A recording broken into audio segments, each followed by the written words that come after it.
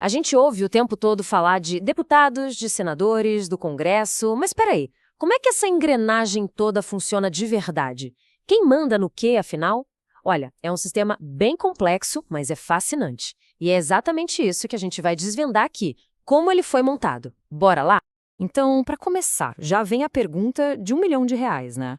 Afinal, quem é que realmente faz as leis no Brasil? Porque se a resposta fosse simples, a gente nem precisava estar aqui conversando sobre isso. A verdade é que esse poder, ele é dividido. Pois é, e é bem aqui que a história começa a ficar interessante. A resposta, na verdade, tem duas partes. É que o nosso sistema legislativo é tipo uma moeda com duas faces, sabe? Para a gente conseguir entender o todo, a gente precisa olhar para cada um desses lados, um de cada vez. Ok, a instituição que abriga essas duas faces é o famoso Congresso Nacional. Ele é basicamente o coração do poder legislativo federal aqui no Brasil.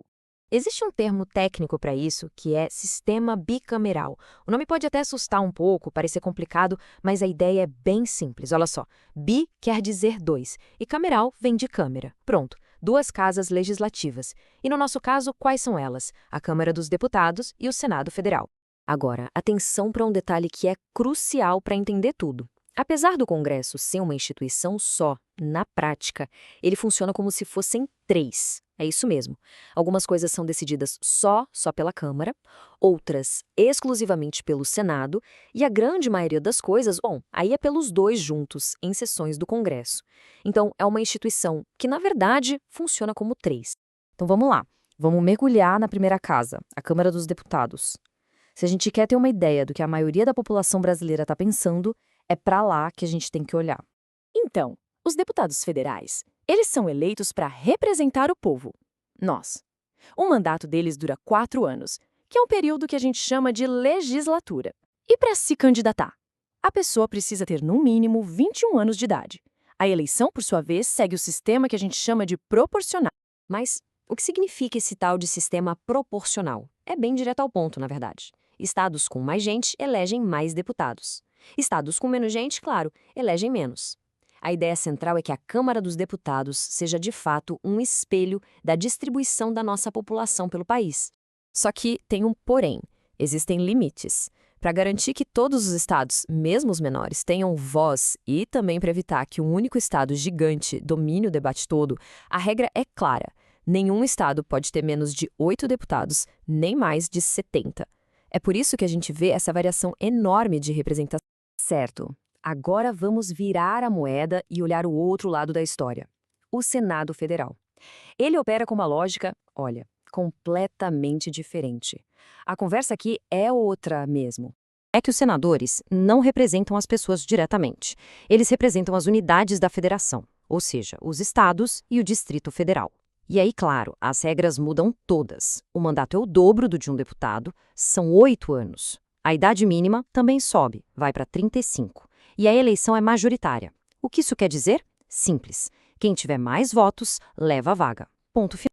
E aqui está talvez a maior de todas as diferenças. É o grande ponto de virada do sistema todo. No Senado, a representação é igualitária. Não importa o tamanho da população, não importa o tamanho da economia do estado, nada disso. Todos os estados, sem nenhuma exceção, têm direito a exatamente 3 senadores. Então, o ponto crucial é exatamente esse. É um contraste perfeito, percebe? De um lado, a Câmara, que é a voz do povo, de forma proporcional. Do outro, o Senado, que é a voz dos estados, de forma igualitária. Essa tabela aqui resume tudo isso de forma bem clara. É basicamente o DNA do nosso poder legislativo. Ok, então a gente já conhece os jogadores, certo? Câmara e Senado. Mas como é que funciona o jogo? Como é que eles dividem as tarefas no dia a dia? Porque, pode acreditar, eles não fazem as mesmas coisas o tempo todo, não. Para a gente entender bem essa divisão de tarefas, nada melhor do que um exemplo de alto impacto. Vamos imaginar um processo de impeachment de um presidente da República. Como é que uma coisa dessa se desenrola na prática? Olha só, é um processo que tem 2 fases muito bem definidas e cada uma das casas tem um papel exclusivo que só ela pode fazer. Primeiro passo. É a Câmara dos Deputados que decide se a acusação é séria o suficiente para sequer abrir o processo. Só eles podem dar essa autorização inicial. Se a Câmara der o sinal verde, aí sim a bola passa para o Senado. e o Senado assume o papel de um tribunal, que vai conduzir o julgamento e dar a palavra final. Vamos pegar outro exemplo fundamental. A escolha de um ministro para o Supremo Tribunal Federal, o STF, uma das posições mais poderosas da República. Como é que essa pessoa chega lá?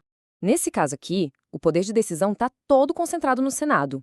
Funciona assim: o presidente da República indica um nome, mas essa indicação sozinha não vale nada se não for aprovada pelos senadores.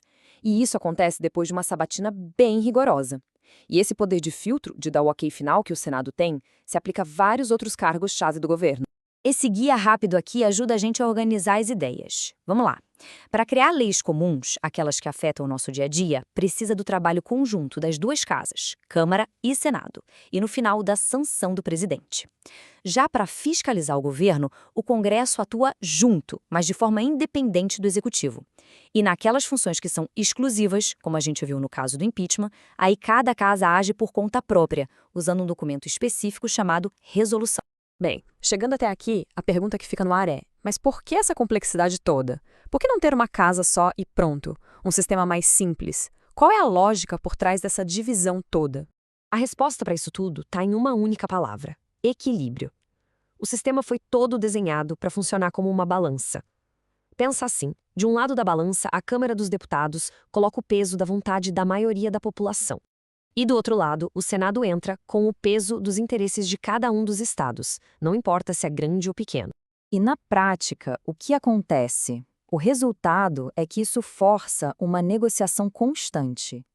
Para qualquer lei mais importante ser aprovada, ela precisa de 2 sims: o sim dos representantes do povo lá na Câmara e o sim dos representantes dos estados no Senado. Isso funciona quase como um freio de mão, sabe? Impede decisões muito apressadas e evita que o poder fique concentrado demais num lugar só.